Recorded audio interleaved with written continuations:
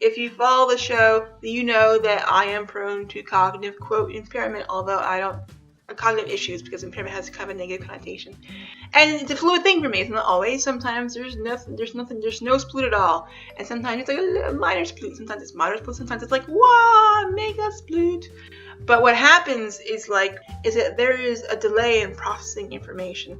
So if you're talking to me, or even the weird thing is, even if I'm talking to this video as I hear myself, even though I'm the one saying it, I still have a problem processing what I'm saying in real time, and then I don't feel so confident speaking because I'm not totally sure that I'm making sense. Because there is a stigma.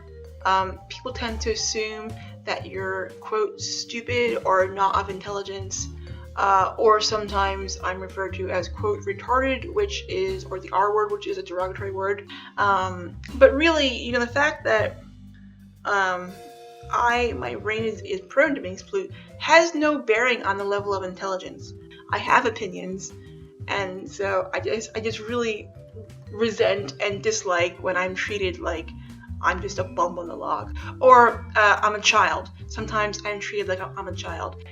So I was at the wheelchair clinic, and I'm doing my best to advocate for myself. It's hard in general, because a lot of people in the industry are not in your corner. They're in their own corner, and they're doing what's best for them, and that's not something what's best for you. So you have to be on the ball and fight.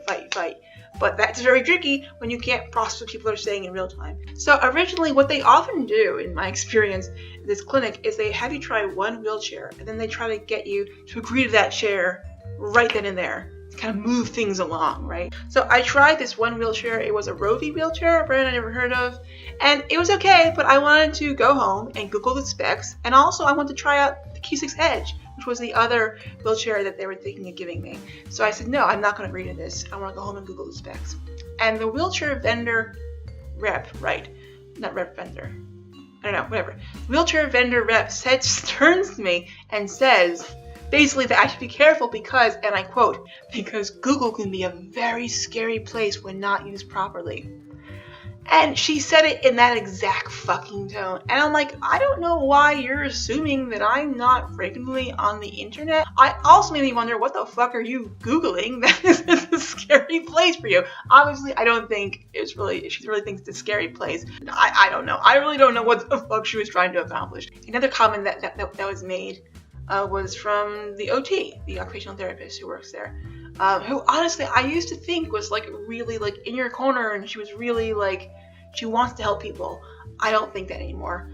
Or maybe she thinks she is helping people, but she's just not aware of how she's being ableist and how that's not helping people. I don't really know. Anyway, okay, so part of Betty's support system in a way is that I have a seat cushion, but basically it's removable, and then I put it on Rebel. And so at one point they asked, as I was sitting in the Rovi and having tested it out, to see the seat cushions. So then what happens is they hand back to me, and I put it back on the bell. Now in that moment I put it backwards, and then so Amanda, the OT, turns to me and says, now Michelle, do you remember what we talked about? You have to put the lump in the front.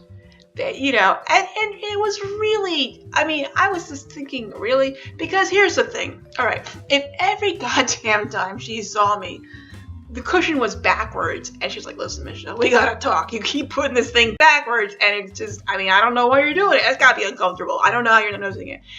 That'd be like, yeah, fine, fair enough. I keep doing it. I need to work on that. That would warrant that conversation. It wouldn't warrant a conversation talking to me like I'm a child, because I'm a grown ass woman. Thing is this, every time she sees me, that's not the case. I always put it the right way. So maybe I did it maybe twice in the times that she's seen me, which is not very often. She's seen me maybe this is the fourth time she's ever seen me. And I really fucking hate that. And on the bus ride home, God, if I wasn't disabled or I wasn't cognitively impaired, I would be treated this way. I wouldn't have to deal with this bullshit. I started to really kind of resent that. And then I went, whoa, hold on. The problem is not that your brain is prone to sploot. The problem is not that you're disabled. The problem is ableism. And you need to, stop in this fucking moment and make that, I don't know, but not correlation. can't think of the word. Note the fucking difference and like hate on Ableism, not yourself. Hate on Ableism, not yourself.